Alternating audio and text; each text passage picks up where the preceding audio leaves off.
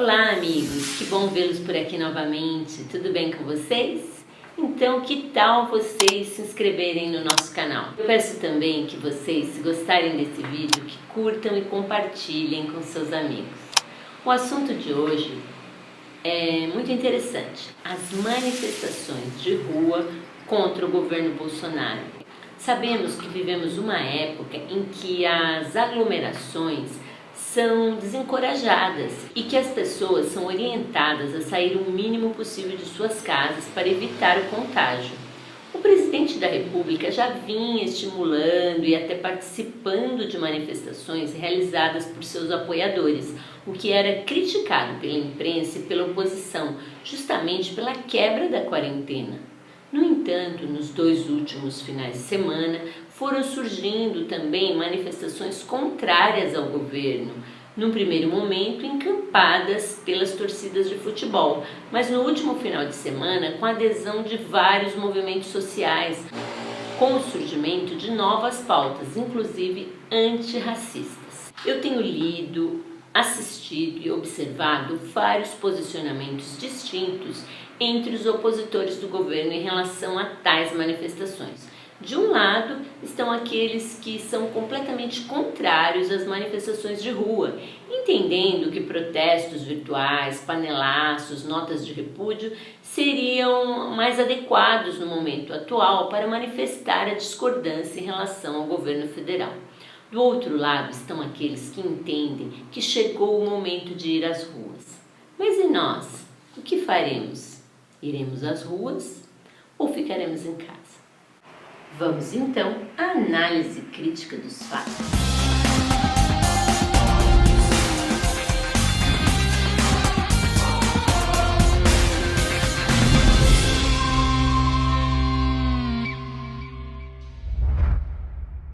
A convocação de protesto registrou divisões dentro da oposição.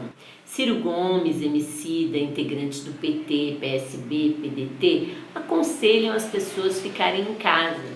Por outro lado, Guilherme Boulos, do PSOL, uma ala do PT liderada por Gleisi Hoffmann, Movimento Negro, torcidas organizadas, estes optam pelo movimento nas ruas. Ponto número 1. Estamos vivendo o ápice da pandemia do coronavírus. E diante desse fato, seriam mesmo adequadas as manifestações de rua? Diante das primeiras manifestações encampadas pela torcida Gaviões da Fiel. Eu achei bastante esclarecedora a justificativa dada por eles na ocasião daquela primeira manifestação. Disseram que, se já saíam às ruas para entregar cestas básicas, para trabalhar, utilizavam transporte público, qual o problema em ir às ruas para lutar pela democracia?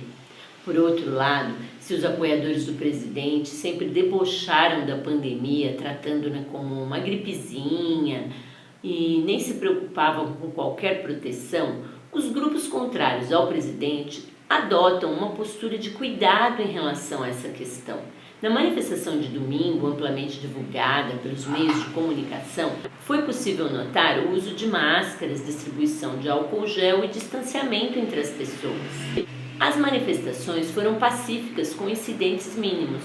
Apesar disso, não custa lembrar que os infectologistas e especialistas em saúde pública afirmam que usar máscaras no meio da multidão não confere uma proteção absoluta contra a proliferação da Covid-19. Ponto número 2. O momento político em que vivemos, por um lado, diferentemente do que acontece nos Estados Unidos, que terão eleições presidenciais ainda neste ano, no Brasil as eleições só vão ocorrer em 2022. Esse dado leva os críticos às manifestações de rua a alegarem que o momento não seria propício para manifestações de rua, pois o possível desgaste sofrido por Bolsonaro por conta dos protestos já estaria diluído à época das eleições. Por outro lado, vale a pena lembrar a existência de 30 pedidos de impeachment contra Bolsonaro que se encontram engavetados por Rodrigo Maia, que se recusa a colocá-los em julgamento por entender que cuidar da pandemia no momento deve ser a prioridade. Ora, para aqueles que entendem que o afastamento do presidente é urgente justamente por sua impossibilidade de administrar a pandemia, as manifestações populares poderiam sim pressionar Maia e os deputados para uma apreciação mais rápida dos pedidos de impeachment. Ponto número 3. A diversidade das bandeiras nos protestos.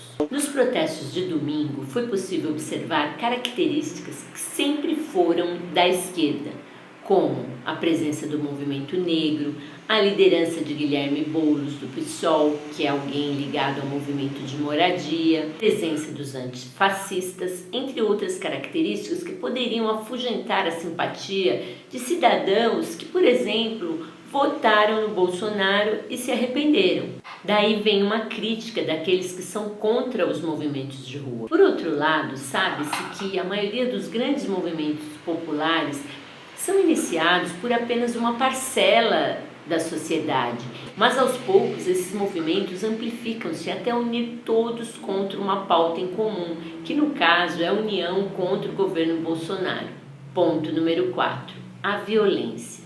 Torcidas organizadas costumam criar ambiente propício à violência, dizem aqueles que são contrários a manifestações de rua. Por outro lado, sabemos que a violência no ambiente das torcidas organizadas sempre aconteceu quando o assunto era futebol. No momento em questão, estamos diante de torcidas organizadas de clubes diferentes que resolveram dar as mãos em favor da democracia, ou seja, as torcidas estão sendo vistas num contexto totalmente novo, jamais visto no Brasil. Não é o contexto do futebol, é o contexto da política, da luta pela democracia, o que afastaria esse medo da violência por conta da presença das torcidas. Ponto número 5. Pretexto para o golpe. Aqueles que se mostram contrários às manifestações de rua acreditam que, diante da truculência do governo Bolsonaro, que tem forte apreço pela ditadura, os protestos poderiam ser um pretexto tão sonhado pelo presidente e seus apoiadores para um golpe.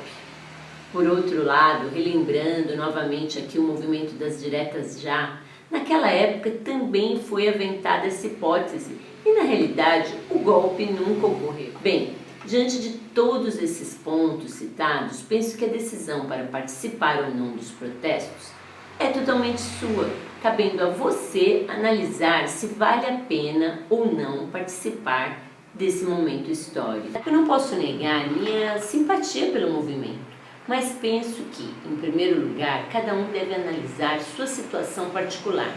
Se você é do grupo de risco, penso que a melhor opção é protestar em casa, através das redes sociais e dos bate-papos com amigos.